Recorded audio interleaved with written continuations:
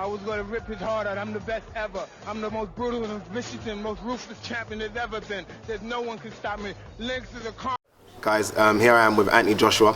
I haven't lost weight, by the way. This is just Anthony. Obviously, he's been eating a lot of jollof rice and eba recently.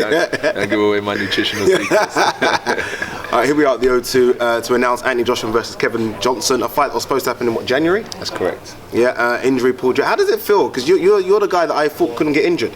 Well, it's interesting. I think due to the fact that when I started late, competing at a much higher level than I should have been, I've always been pushed to an extreme.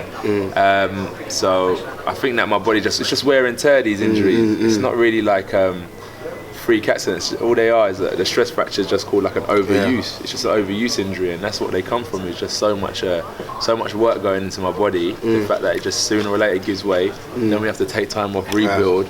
And go again. So what I've learned is prevention's better than cure. But to be fair, you are doing some crazy stuff on Instagram. I saw you doing something that was almost, you could have broke your back doing. It looked scary. That's not even everything. Yeah? Really, nah. My guys that I work with just snap a few things when you're in training and just send them over. So we do loads of crazy stuff. But I think we're at a stage now in society where like we've got so much technology, so much information out there. The guys I work with are really on the ball, and they're just bringing all that information and just drilling it into me in training. How does it feel? You're one of those guys where, one of the only British fighters I know anyway, that you have a fight and before you fight, your next fight's announced. Is that pressure? Do you kind of feel like the pressure, I've just got to get this guy out of here, I've got to look impressive all the time, I've got to get the KO? My pressure comes impressive is my coach. You know what I mean? That's the only pressure I feel is that I come out of the ring. Like last one, I was like, it's rubbish, it's this, it's that. You know what, Judge? What you done there? We've been working on the double left hook, hook to the body, hook to the head. A lot of inside work. Because I can easily outbox. I'm 6'7", 6'6" with long levers. So to do that's quite easy. So what I try and do in the fights now is practice on my inside work. And he said, you know what I'm happy about is that things that we work in the gym are reflecting in the ring. So he's happy. Due to the fact that they announced fights, probably like they're asking me about fights in September already, and it's not pressure, it's just a bit more belief maybe from their side that they believe in me. But I think even if I was to lose, goodwill and I don't, we'll still keep it going. You know, it's going to take more than that to break me. How far have you come, do you think? I mean, obviously you've been pro now, what, 2.5 years? Nah, what were we in? 15. 15, Yeah, 15. 1.5. 1.5 years. Yeah, how much better is that Anthony Joshua to now? Is it just a completely different person? Or are you still working on things all the time? Still working, definitely still working. But the reason why I turned pro is because after 2012, I was like, I'm going to be headhunted as an amateur now. Honestly. Like, people are going to want to take my head off because they got something to prove. And I knew, I'm a real person with where I'm at. So I knew, I said, I'm not really, I've got a lot of determination and heart, but I ain't got the skill set and experience as these guys. So I thought, okay, if I stay on, I'm going to get moved to. So I thought, let me turn pro. And then I know I was going to be fighting lower tier opponents, so I thought I can get that extra year or two in training without the pressure of fighting like the amateur world champions and stuff. And I feel like I've really developed, stuff that I was learning 2-3 years ago, slowly starting to come into place now. And I think there's definitely a few more things I need to do before I start reaching my peak. You look at Kevin Johnson, he's a fight that a lot of fighters really taking the 25th, 26th fight. Not many up and coming fighters. Look at Derek Chisora when he fought him, Tyson Fury when he fought him. Not many people fight him in the 12th fight. I mean, this is a big step up. A lot of people have said it, this is the big one. I don't know. I just think that it's never good enough until you get knocked out. You know what I mean? Look at Mayweather, they're just waiting for you to get beat. So, they are, innit? It's who's going to beat this guy. So, Kevin Johnson to them is see you later. Kevin, take care, look after yourself.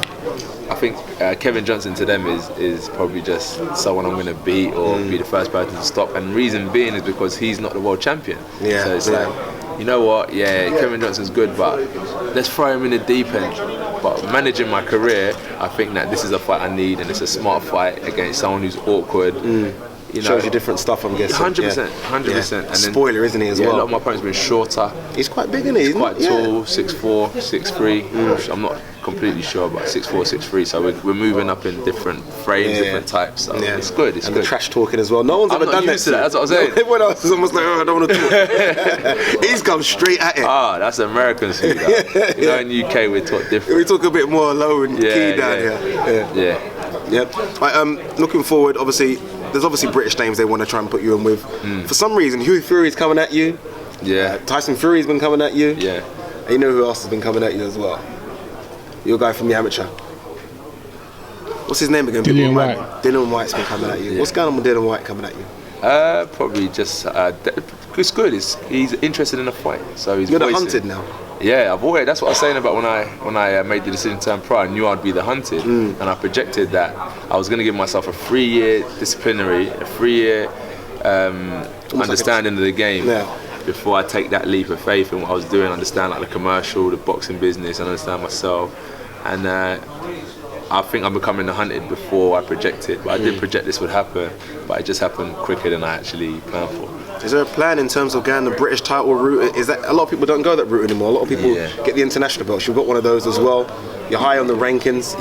Do you still think you're going to go that British title route, or whatever happens? Yeah, whatever happens. I've never really been into like rankings. I've never, even as an amateur, I've never really been into who's who of the sport. Just been really into myself, focusing on my own grind, and stepping my game up. But British title, if that opportunity came up, I think that'd be brilliant. You know what I mean? It creates something to fight for. It gives your opponent something to actually, I wouldn't say die for, but you know what I mean? If he's willing to put anything on the line, that's worth putting your health on the line for. So it creates a good rivalry between two opponents, a great chance to showcase your skills promote both of you. So it makes it a mega fight. So definitely, if that opportunity comes, 100%, why not? You saw how Kevin Johnson performed against Chisora and Fury. What if you knock him out? What if you end him in 1 or 2 rounds? Then I can get out and watch these champions defend their belt. That's it. Ain't you scared they're going to try and propel you against someone really high in the rankings, top 5? What the good thing is that my coach is my voice, and I've known him like for a long time, and he does things right. He does things right, and that's all that matters to me, really. So whatever like the expectations are, and so on and so forth, are quite irrelevant, because my coach has got his own expectations. Because remember, people see me for 3 rounds. He sees me day in, how I live. He knows my weaknesses, and I'm not a perfect person. I make mistakes in my day-to-day, how I live my life, and he sees that. So he knows kind of, until I've just erased all these type of weaknesses and mistakes I'm making, then we'll stop making. So yeah, I follow his protocol, not any pressure from anyone else, promotion-wise or public. Final couple of questions. We saw you in the Vladimir Klitschko camp. Is that something you're going to revisit again? Unfortunately, I didn't get to go to this one. I think, I'd love to go, man. But it's interesting because I'm there scoping him out, and I think he's probably scoping you out. You never know. Both ways. He said some really, really cool things. You know what I mean? And he doesn't have to say these things about me.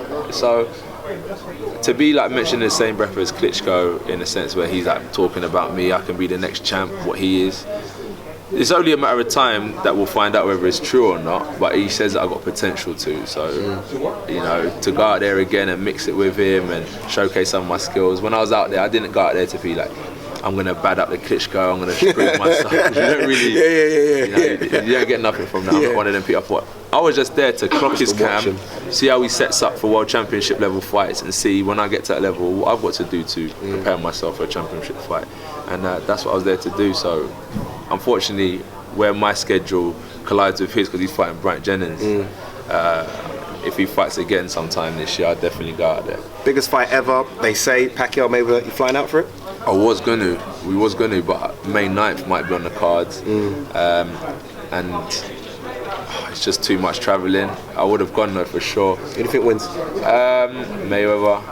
You gotta remember, we've seen a lot of fighters that Pacquiao has dropped, so and he's very good, but I think Mayweather has got a defense that all of the fighters that Pacquiao's come against haven't got. Yeah. You know, I think that if Pacquiao wins, he just needs to basically knock Mayweather out. Look at the fight against Pacquiao. I think it was recent, or the second one against Marquez. Yeah, Marquez is very talented, and I think Pacquiao find it hard to hit him. Yeah, and that kind of counter-punching style, Mayweather's got that as well, that Marquez has. So if you miss, I'm going to punish you. And Pacquiao throws 3 punches, and it's just like boom, boom, boom, bam, bam. It's not that easy, but I think Mayweather and Pacquiao at that elite level. What are you weighing right now? You look huge. Do I? You look huge. I stopped doing weights and everything, you know. Get out of here. I swear. Even 17 stone 7 for your last fight. That was big, wasn't it? That's big for you. My heaviest as well. It's just natural development. Yeah, honestly. Growing as a growing man, growing. I think my body really reacts to training, and I've changed. As I said, with my injury, I've done loads of different stuff, getting my body back in peak condition, and it's really reacting to it because it's functional stuff now. I tried one of your things on Instagram and my back's gone since then. Ryan, my back's gone, isn't it? My back's gone. I'm not joking, my back's gone. I can't even get up. You gotta leave I got up and I leaned to one side now, my back's gone. I tried. Leave it alone. I thought, let me try Anthony Joshua. Forget it. And thanks for talking to us, brother. Pleasure. Cheers, Thank you.